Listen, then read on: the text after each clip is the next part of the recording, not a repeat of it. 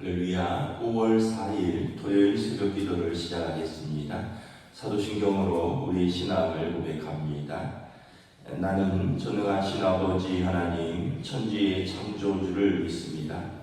나는 그의 유일하신 아들 우리 주 예수 그리스도를 믿습니다. 그는 성령으로 잉태되어 동정녀 마리아에게서 나시고 본디오 빌라도에게 고난을 받아 십자가에 못 박혀 죽으시고 장사된 지 사흘 만에 죽은 자 가운데서 다시 살아나셨으며 하늘에 오르시어 전능하신 아버지 하나님 우편에 앉아 계시다가 거기로부터 살아있는 자와 죽은 자를 심판하러 오십니다. 나는 성령을 믿으며 거룩한 공교회와 성도의 교제와 죄를 용서받는 것과 몸의 부활과 영생을 믿습니다.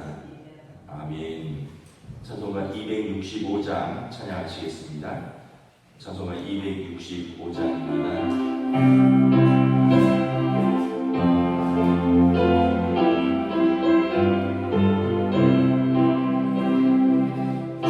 십자가를 지심으로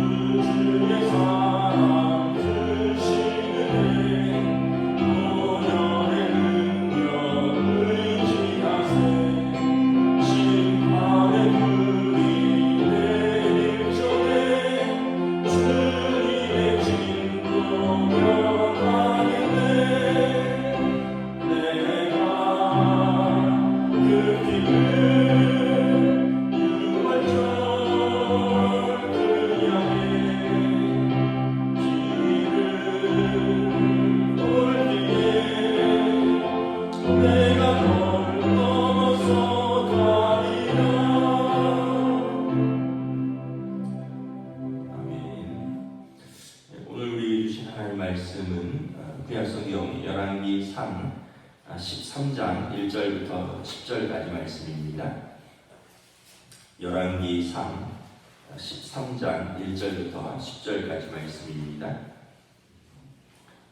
다 찾으신 줄 알고 저 여러분들이 한 절씩 교독하겠습니다. 구약성경 536페이지입니다.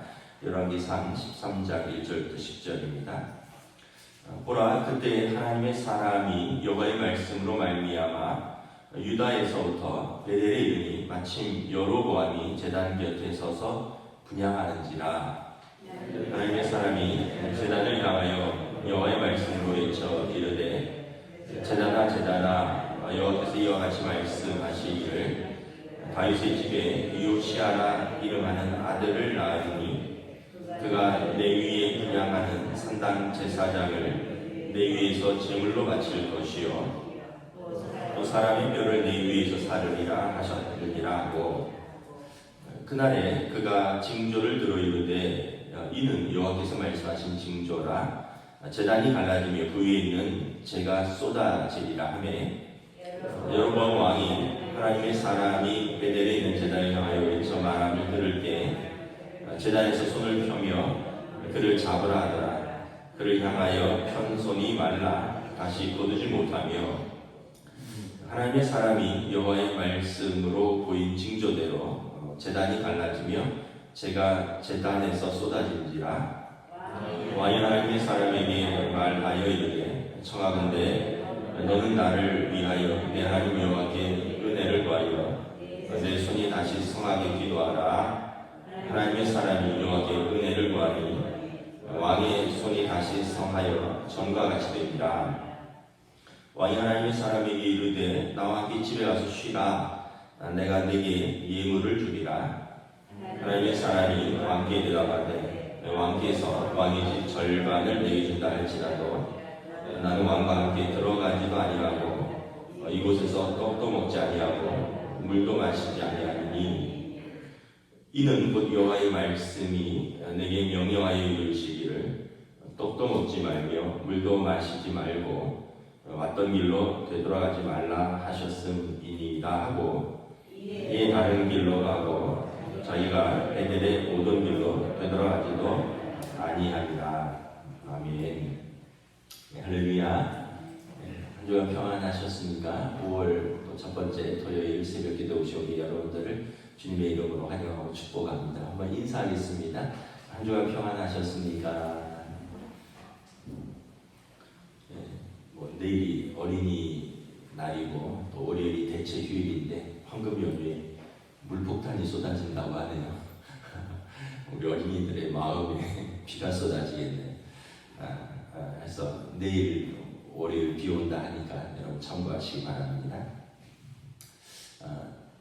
제가 가끔 이렇게 어떤 다큐멘터리 같은 거 뭐 이렇게 자연 뭐 동물 이런 거를 즐겨 보는데 한 번은 뭘 보고 되게 좀 마음에 와 닿았습니다. 사자인데 사자가 이렇게 늙은 사자예요.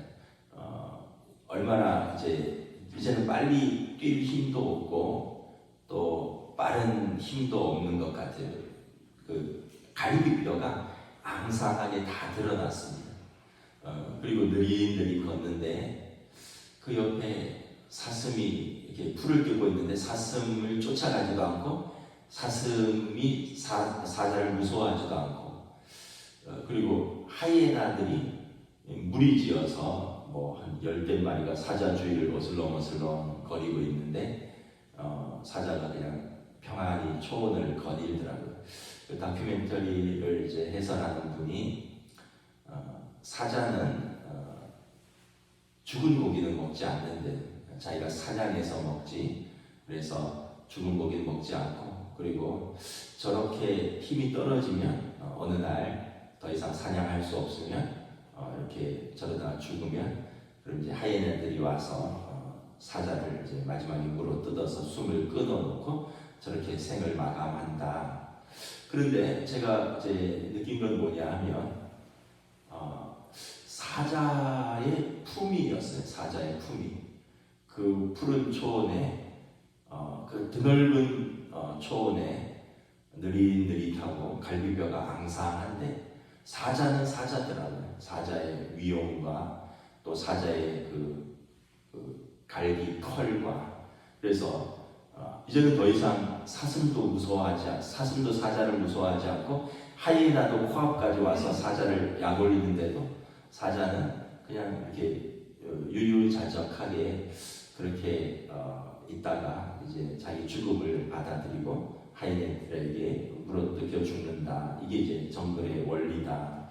제가 그걸 보면서 참 그 그 잠깐의 영상을 보면서 사자가 참 품이 있구나. 사자가 동물의 왕이구나. 동물도 자기 품위를 지키면서 사는구나. 이런 생각을 해봤습니다. 요즘 이제 들어서 부쩍하는 생각은 좀 품위를 지키면서 살아야겠다. 이제 격에 맞게 살아야겠다. 제가 한 번은 가족들하고 식당에 갔는데 그때 이제 아마 뭐 그 공휴일에서 아주 큰 식당인데 가득 손님이 가득 찼어요. 또 단체 손님이 와서 뭐 뭘 주문했는지도 뭐 종업원들이 정신이 없는 것 같아요. 그리고 저희도 이제 뭐 삼겹살 주문하고 이제 한 중반쯤 돼서 뭐 냉면도 시키고 공깃밥도 시키고 이랬는데 고기를 다 먹어가는데도 이제 안 나오는 거예요. 이렇게 보니까 옆에 어떤 팀은 우리보다 늦게 시킨 것 같은데 냉면을 먹고 있더라고요.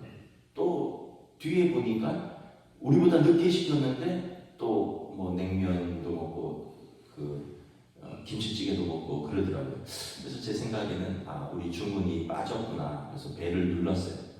배를 눌러서 서빙하는 아주머니한테 제가 저희 냉면, 물냉, 비냉하고 된장찌개 시켰는데 아직 안 나왔거든요. 저쪽이 먼저 나왔어요. 그랬더니 이제 그분이 워낙 손님이 많이 들어오니까 이제 착각을 했는지 다른 테이블에 먼저 갖다 줬는지 아니요, 손님이 늦게 시킨 것 같아요 이러는 거예요. 그래서 제가 좀 성질이 나서 화를 낸 건 아니고 저기요, 아까 오래전에 저희가 먼저 시켰거든요. 그렇게 했어요. 그랬더니 확인해 보게 갔는데 나중에 저희 혜인이랑 저희 집사람이 그렇게 얘기하지 말라고, 너무 부끄럽다고, 왜 그 식당 와서 갑질하는 아저씨처럼 그렇게 얘기하냐고, 그냥 우리 시켰는데 확인 좀 해달라고 이러면 되지. 저기요, 우리는 오래전에 시켰거든요. 아까 시켰거든요. 왜 그러냐. 뭐 애들이 부끄럽다는 거예요. 그래서 제가 다시 한번 느꼈어요. 아이고, 그래, 그렇게 굳이 그렇게까지 할 필요 없는데. 그러면서 제가 다시 한번 좀 품위를 지켜야 되겠다. 먹고 사는 것에 너무 품위를 잃고, 아마 저희 막내가 그 빵집에서 아르바이트를 하다 보니까 그런 손님들이 힘들었나 봐요. 그래서 나이 든 손님들 중에 그런 손님들이 좀 있다는 거예요. 아빠는 안 그랬으면 좋겠다. 저기요, 아까 우리는 오래전에 시켰거든요. 저기 뭐냐고 이러지 말라는 거예요. 제가 왜 이야기를 했냐면 사자도 그렇고 사람도 그렇고 자기 품위를 지키고 격에 맞춰서 살 때 그 사람이 그 사람 될 수 있는데, 오늘 여로보암 왕은 왕이 되었습니다. 이스라엘의 왕이 되었어요. 솔로몬의 아들인 르호보암 때 그 아들이 자질이 못 미치는 거로 백성들의 말에 귀를 기울이지 않고 그래서 그가 결국은 여로보암을 중심으로 해서 10지파가 다른 나라를 세웠죠. 그래서 르호보암은 남유다와 베냐민 지파라는 이제 나라를 세우고, 원래 있는 나라인데 2지파의 왕이 되고, 여로보암은 나머지 10지파를 데리고 이제 나라를 갈라섰고 백성들이 여로보암을 왕으로 세웠습니다. 그런데 여로보암은 갑자기 바람이 불어서 왕이 된 사람입니다. 왕이 될 어떤 준비라든가 훈련이라든가 그런 자질이라든가 그런 품격이 없었습니다. 그래서 왕이 되고 나서 제일 먼저 들었던 생각은 뭐냐면 오늘 본문, 이제 어제 본문인데 12장 27절 이하에 보면,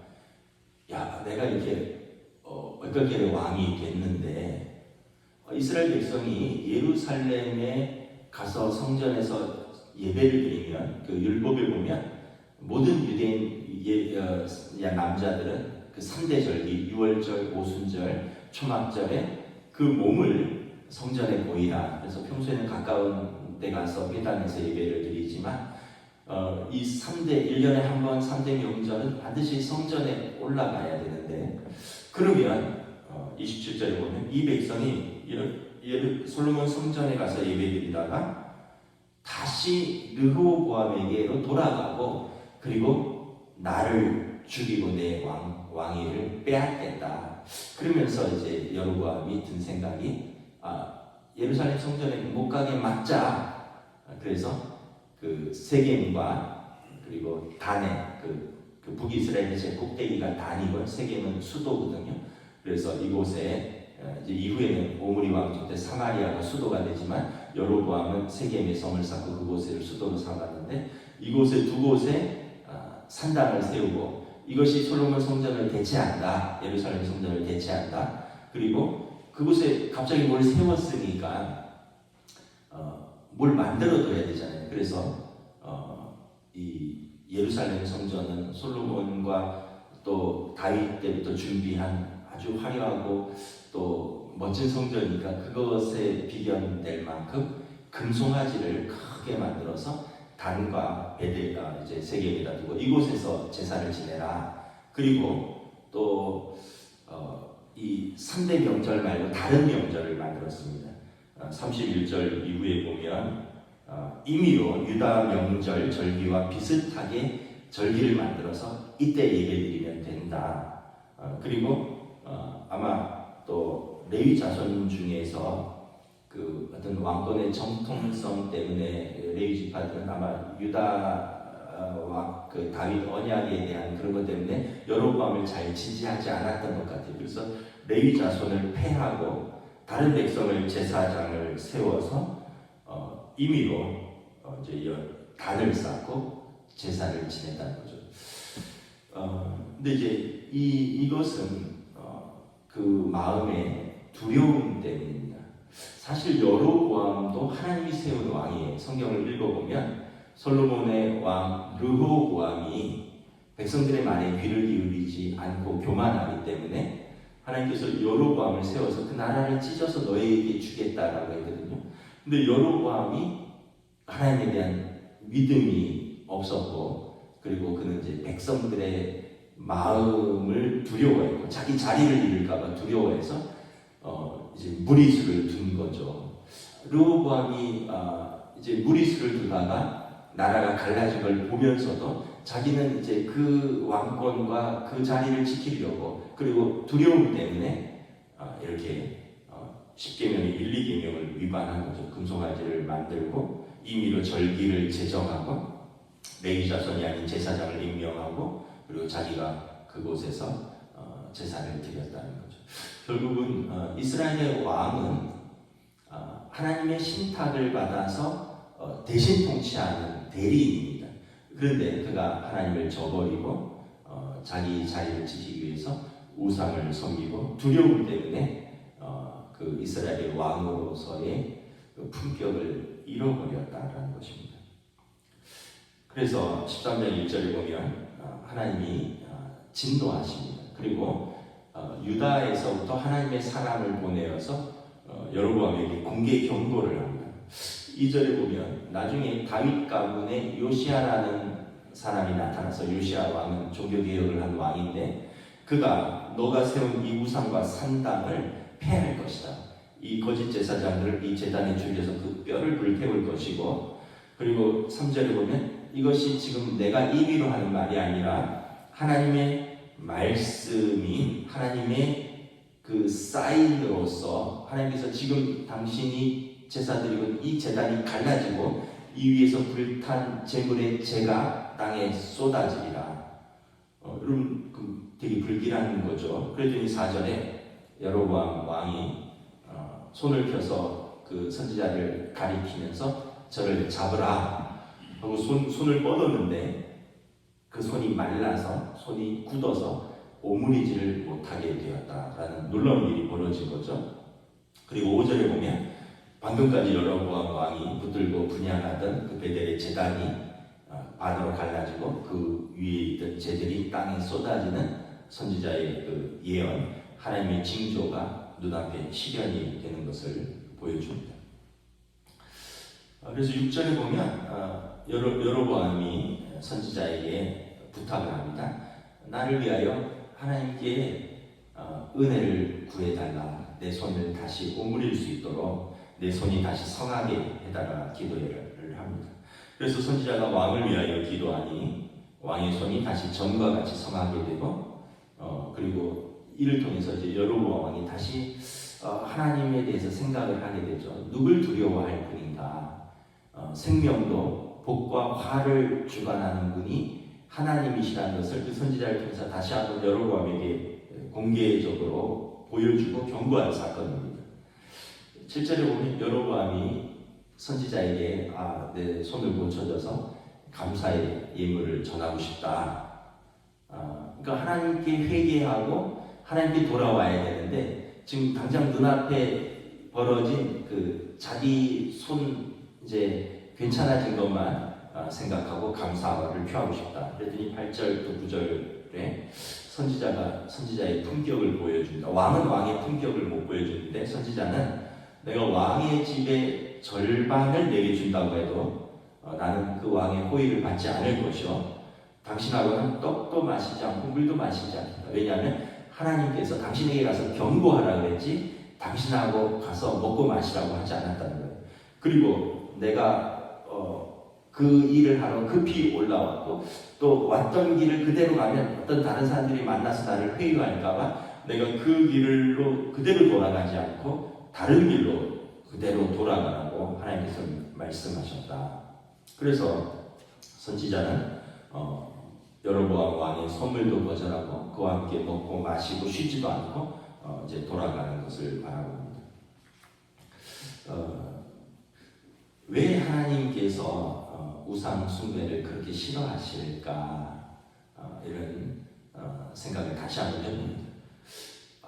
왜 하나님은 그렇게 사람의 사랑을 갈구하실까? 왜 우리같이 미천하고 보잘것없는 이 피조물인 우리의 사랑을 그렇게 갈구하실까? 하나님 그렇게 사랑이 부족하신가? 뭐 이런 생각도 해보는데 근데 다시 한번 이렇게 생각을 해보면 진짜 사랑은 무엇일까? 진짜 사랑은 관용이 아니죠. 진짜 사랑은 배타적이고 독점적인 사랑입니다. 이것이 언약의 사랑입니다. 일반적인 사랑은 그거는 이제 관용이 될 수 있죠. 그런데 진짜 사랑하는 사람은 나에 대하여 배타적이고 독점적인 권리를 주장을 해야 되는 거죠. 결혼이 그런 거죠. 여러분 결혼하기 전에는 누구를 만나도 누구와 교제해도 상관이 없죠.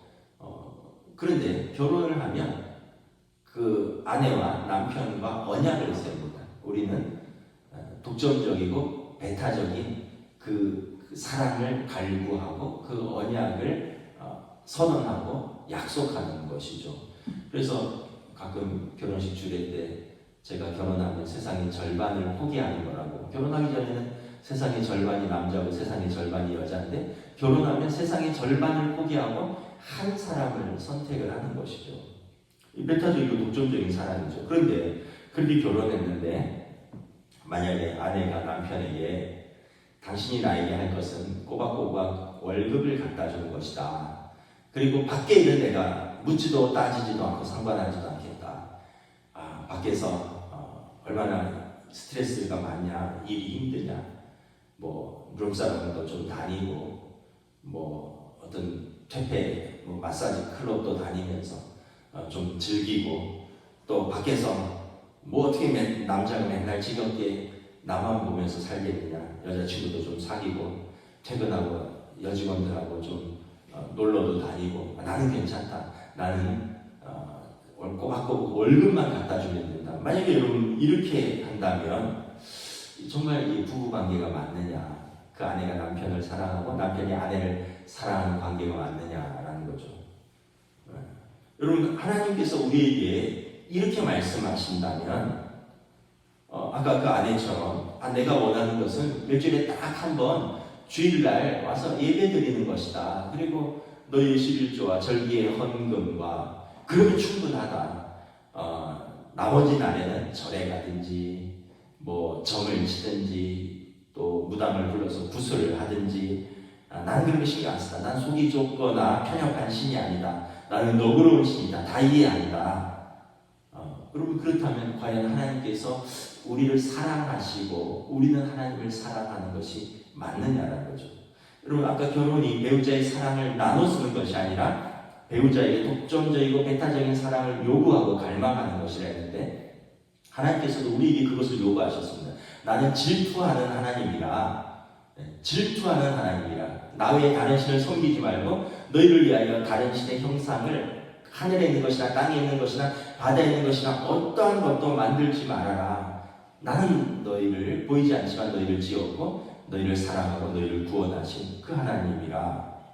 여러분, 하나님의 사랑은 우리를 향한 독점적이고 배타적인 사랑이라는 거죠. 그런데 이제 흔히 말하는 그 무종교인이라든가 또 이 시대는 그 탈진실 사회, 또 반지성주의, 또 무종교주의, 이런 여러 가지 특징들이 갖고 있는데, 그런 것들의 특징 중에 하나는 뭐냐면 절대적인 진리라든가 또 이런 것을 그렇게 인정하지 않습니다. 좋은 의미로는 톨레랑스, 관용인데, 또 나쁜 의미로 말하면 원칙이 다 흐트러진 거예요. 그래서 여러분, 우리가 착하게 살면 되는 거 아니냐, 그래서 불교도 기독교도 뭐 이슬람도 다 착하게 살자는 거고 다 좋게 되자는 건데 뭐 그렇게 한 신을 고집할 필요가 있느냐, 이런다는 거죠. 그렇다면 여러분, 우리는 하나님의 사랑을 왜곡하거나 아니면 우리는 하나님의 사랑을 거절하는 것이 되는 것입니다. 여로보암의 경우는 아까도 말씀드렸지만 불확실한 미래에 대한 두려움, 그리고 그 복을 어쩌다 받은 복인데 그냥 바람이 불어서 왕이 된 거예요. 그 자리를 이제 계속 누리고 싶고, 그래서 그 미래를 자기가 조종하고 싶고, 결국은 그 두려움 때문에 그 자기가 그 복을 계속 받고 싶은 그런 마음이 결국은 하나님의 대리인으로서 그 왕으로 세워져서 백성을 다스린다는 그 믿음을 저버렸고 왕의 품격을 저버렸다는 것입니다. 그래서 처음에 말씀드린 것처럼 밀림의 사자는, 밀림 왕 사자는 굶어 죽어도 죽은 고기를 먹지 않고 이제는 그렇게 쓸쓸히 하지만 다 사자라는 걸 인정하는 거죠. 여러분, 아까도 말했듯이 아버지는 아버지의 품격을 지키시기를 축복합니다. 저처럼 아이들한테 지적받지 마세요. 제가 가끔 뭐 아버지나 어머니한테 그러지 마세요, 할아버지 할머니 같아요, 아이들이 싫어합니다, 그런 얘기를 할 때가 가끔 있거든요.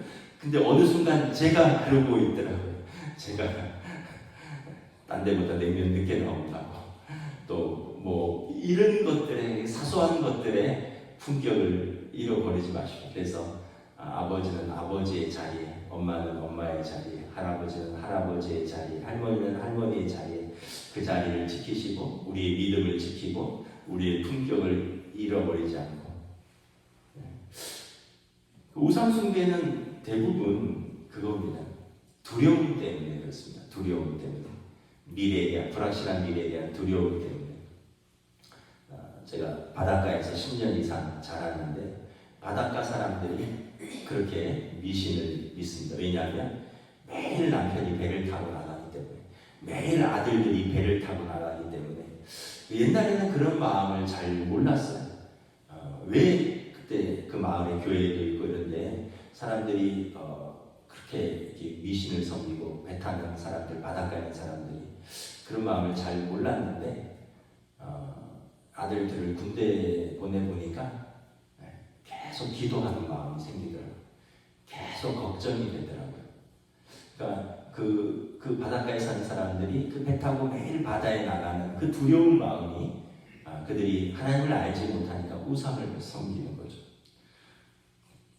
또 운동선수들도 우연히 홈런을 쳤다거나, 야구선수가 아니면 축구선수가 우연히 골을 넣으면 그날의 그 루틴을 뽑기를 한대요. 그래갖고 어떤 방송에 봤는데 야구 선수가 홈런 친 날 입은 그 속옷 색깔, 그 브랜드, 그래서 그거를 시합 때 그걸 입고 나온다는 거죠.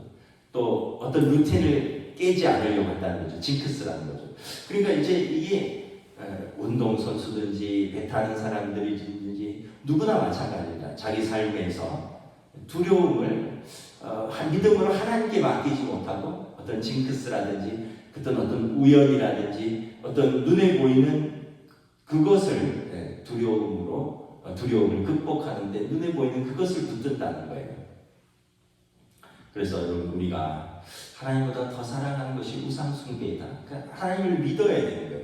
믿음이 없이는 하나님을 기쁘시게 못하나니 하나님께 나아가는 자, 하나님을 찾고 그에게 나아가는 자에게 상 주심을 믿어야 할지니라. 우리의 믿음은 하나님은 살아계시고 하나님을 찾는 자들 그들을 의인이라 인정하시고 그들에게 복 주시고 그리고 마음에 하나님이 없다 하는 자 어리석은 자들 그들은 하나님의 심판이 있다. 우리는 이것을 믿고 여러분 우리는 당장의 시험 또 당장의 두려움을 이제 담담하게 믿음으로 돌파하는 것이죠. 이게 이제 성도의 품격인 것이죠.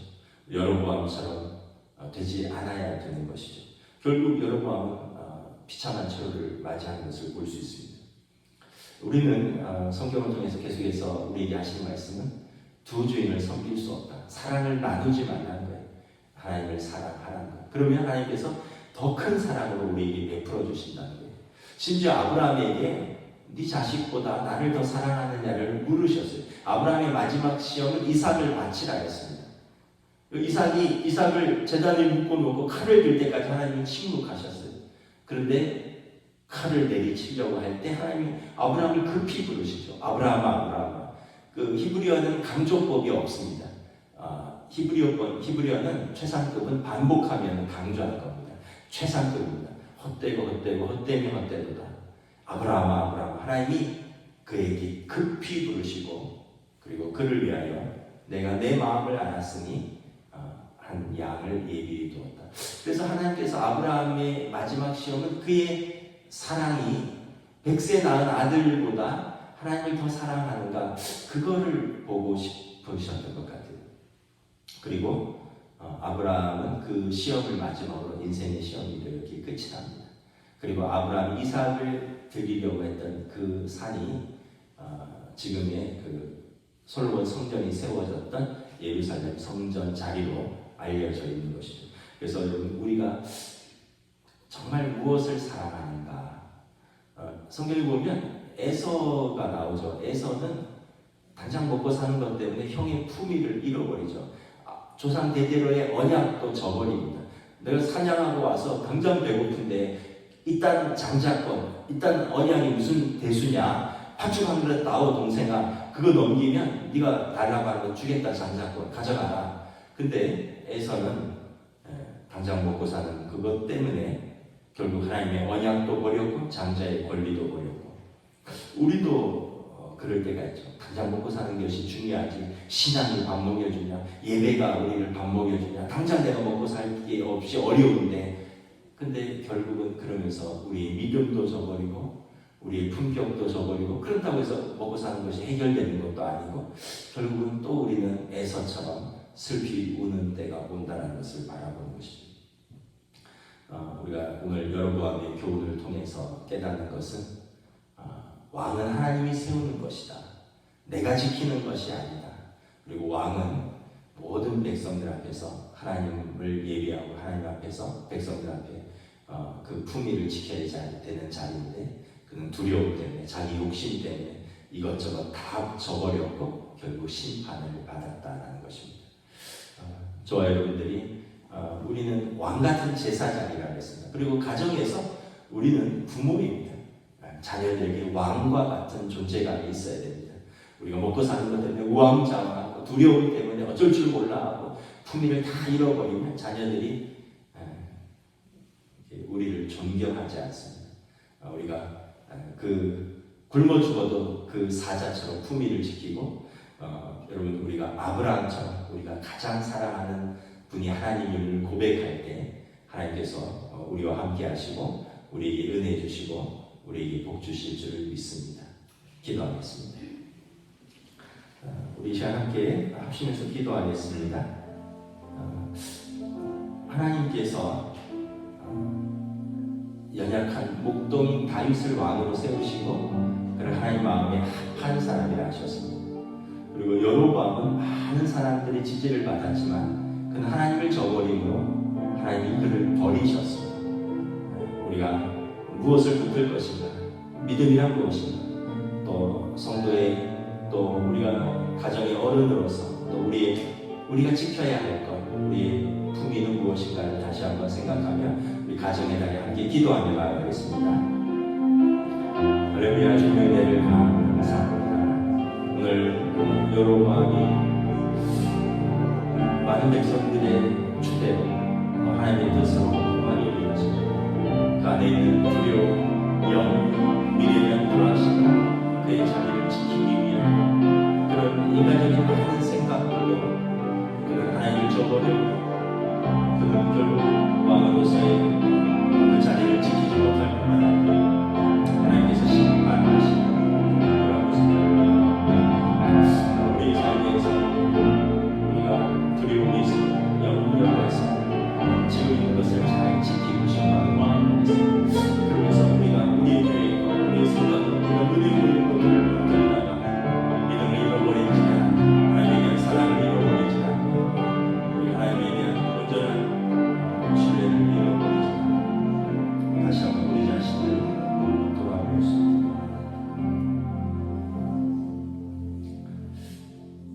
르호보암이 하나님께서 맡긴 백성들을 사랑하지 않는 것으로 하나님 그 나라를 나누셨고 여로보암은 그래서 그 나라의 왕으로 되고 백성들의 많은 지지를 받았으나 그가 두려움 때문에 하나님을 저버렸고 결국 하나님께서 그를 버리시는 것을 바라봅니다.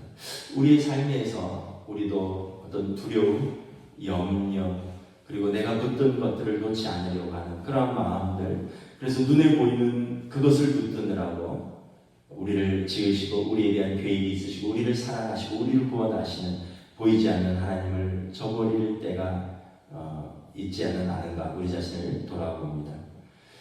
또한 우리가 살면서 에서처럼 당장 먹고 사는 문제 때문에 언약도 저버리고 또 하나님께서 주신 그 권리와 축복도 저버리는 사람들, 또 사울처럼 그가 고집불통하고 불순종함으로 하나님께서 그를 저버리셨다라는 말씀인 거죠. 우리가 우리의 삶에서 하나님 앞에서 지켜야 할 것, 또 우리에게 주신 사람들 앞에서 지켜야 할 것을 우리가 염려와 두려움과 당장 눈앞에 있는 것을 놓치지 않으려고 지키지 못할 때 결국 우리가 그렇게 귀하게 여기고 애쓰던 것을 지키지 못한다는 것을 깨달을 수 있기를 원합니다. 우리의 믿음은 하나님은 살아계시고 하나님을 찾는 자들에게 상 주신다는 그 믿음을 가지고 오늘도 우리 가정에서, 일터에서, 또 하나님의 교회에서 우리의 믿음을 지키고 또 우리가 세워진 그 자리에서 성도의 품위를 지키며 살아갈 수 있는 저희들이 될 수 있기를 원합니다. 특별히 가정의 날입니다. 어린이주일, 어버이주일, 또 우리 사랑하는 가족들을 돌보면서 우리가 가족들 앞에서도 우리가 믿음을 지키고 또 그들 앞에서도 우리가 지켜야 할 것을 지키며 우리 가정을 사랑으로 세워갈 수 있는 믿음의 성도들로 인도하여 주시옵소서. 감사를 드리오며 우리 주 예수 그리스도의 이름으로 기도드리옵나이다. 아멘. 하늘에 계신 우리 아버지의 이름을 거룩하게 하시며 아버지의 나라가 오게 하시며 아버지의 뜻이 하늘에서와 같이 땅에서도 이루어지게 하소서. 오늘 우리에게 용할 양식을 주시고 우리가 우리에게 잘못한 사람을 용서하여 준 것 같이 우리 죄를 용서하여 주시고 우리를 시험에 빠지지 않게 하시고 악에서 구하소서. 나라와 권능과 영광이 영원히 아버지의 것입니다. 아멘.